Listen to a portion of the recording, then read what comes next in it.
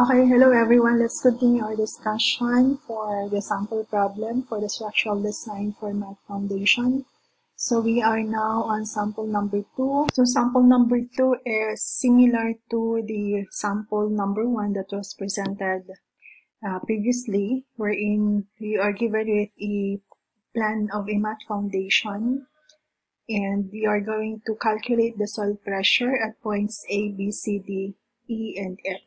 And you have, for this example, the section column or the column section are 0.5 meters by 0.5 meters, and all loads shown are factor loads according to the ACI 381-11 of 2011. So basically for this example, we are going to compute for the soil pressure. So we make use of this equation. This will be our working equation, and you have to identify all the parameters that is necessary to compute for the soil pressure on every point on our column. So the concept here, of course, in the procedure is similar to sample number 1. So if we're going to obtain the along the process, so once you have obtained all those parameters needed, you can obtain now your soil pressure at point A, B, C, D, E, and F. And these are basically the given values for each soil pressure for each point. So let's move on to example number 3. Example number 3, divide the Math Foundation shown in the previous example. Actually, we're going to make use of the figure that was shown in our example number 2, and that is stated they are going to divide that into 3 strips, so such that AGHF, your B1 is 5.25 meters, GIJH, B1 is 10 meters, ICDJ, B sub 1 is 5.25 meters. So we're going to use the result of the soil pressure in example number 2 and determine the reinforcement requirements in the y direction. So F sub C is equal to 20.7 meganewton per meter squared. F sub y is equal to 413.7 meganewton per meter squared. And you have to take note that all column loads are factored loads. So for this example, we're going to determine the reinforcement requirement in the y direction for this particular plan of a Math Foundation. So since we're going to consider the y direction, so we're going to divide, it was divided into strips. We have A, G, H, F. This is the first strip. And B sub 1, this is B sub 1, which is, this is 5 plus 0.25, so we have 5.25. The second strip is G, I, J, and H. So the B sub 1 is equal to, this is 5 plus 5, so 10 meters. And the third strip is I, C, D, J. So the B sub 1 is equal also to 5.25. So we're going to identify or to solve for the reinforcement requirement in the y directions. Okay. So basically, since we are going to have the y direction, so we're going to consider all columns along y direction.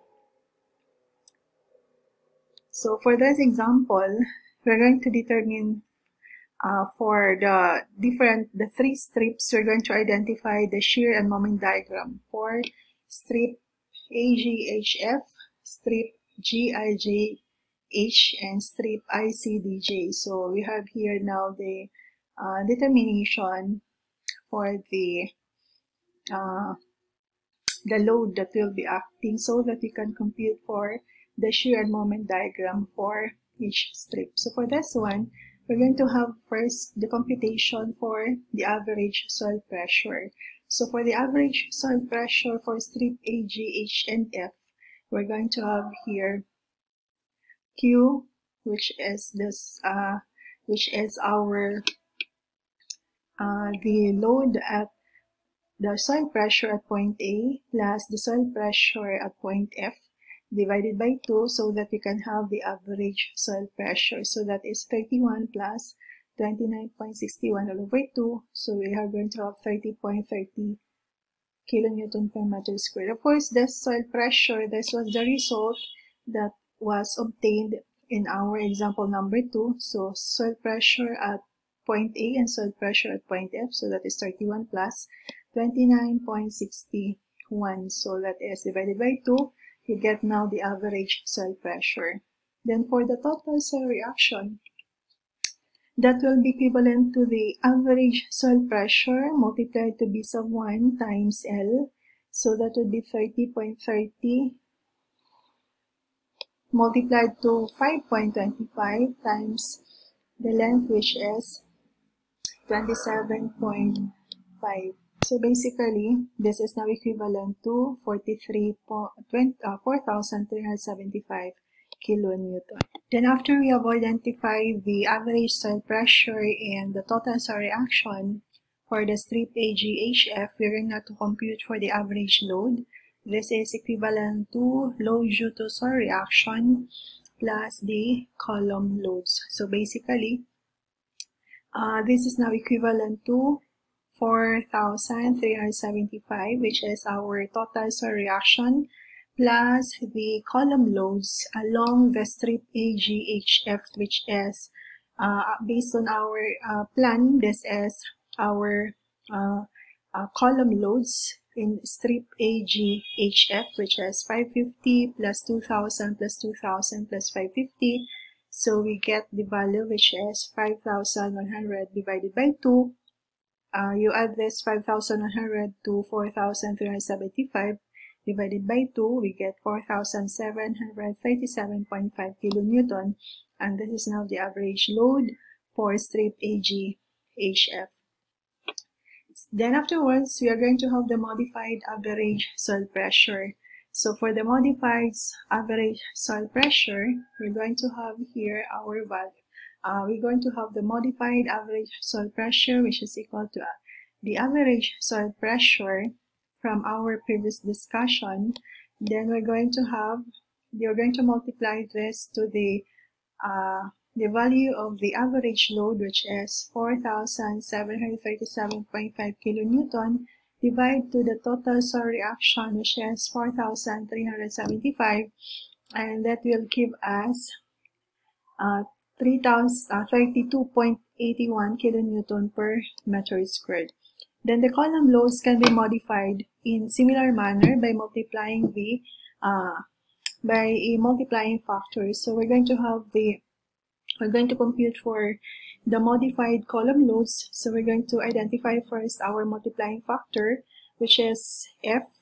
This is our multiplying factor to the column load, so that we can get the modified column load. So multiplying factor F is equal to our average, which is equivalent to the average load, which is average load all over the column loads. So that gives us 0.929. So this is now our multiplying factor to each of the column loads on strip, on the first strip. So we multiply each of the column load, for example, 5 of each of the column loads on the first strip by 0.929. So each of the column loads 550, multiply this by the multiplying factor 0.929.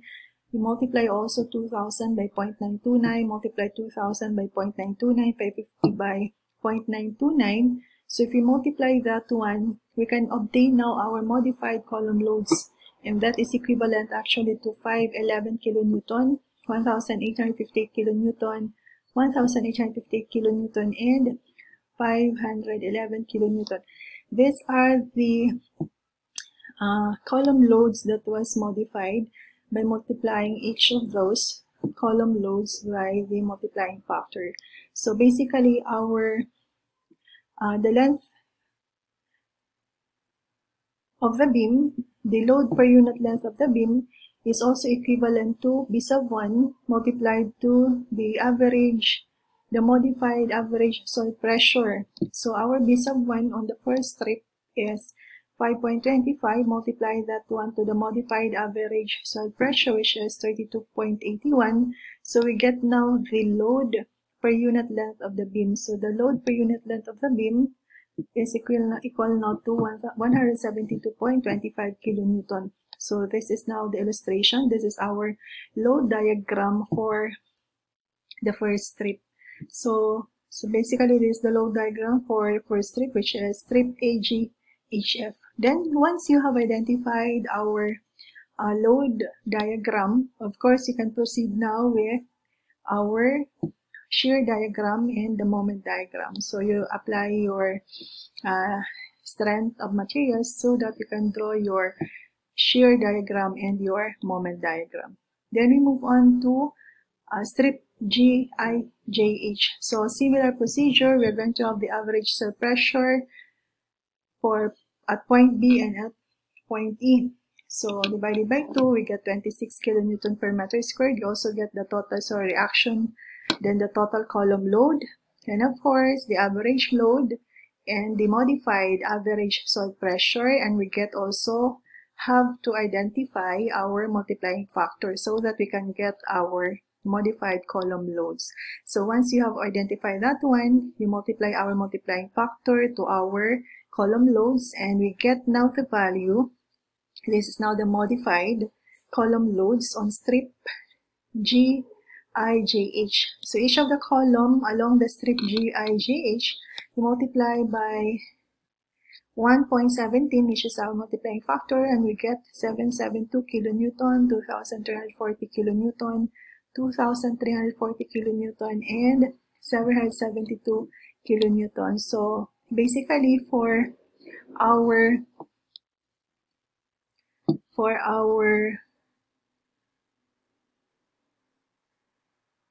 beam load, so the similar procedure for the beam load, we multiply our modified average soil pressure, which is 22.67, by B sub 1. The B sub 1 for strip GIJH is 10. So when you multiply that one, we get 226.7 kilonewton per meter. So we have now our load diagram. So basically we can obtain now our shear diagram and moment diagram. Then afterwards, the last strip is strip ICDJ. ICDJ is, we have now our we also have to obtain our same procedure that we have done in our first two strips. You identify your soil pressure, identify the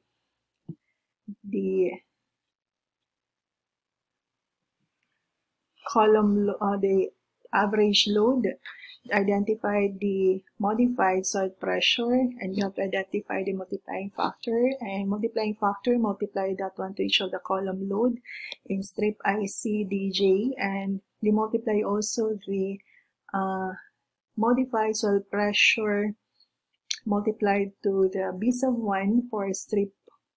B sub 1 is the width of strip ICDJ, so that you can have the value for the load per unit width of the our beam. So once you have that one, this is now our load diagram. So once you obtain the load diagram, you have to identify now our shear diagram. You draw the shear diagram, you also draw the moment diagram.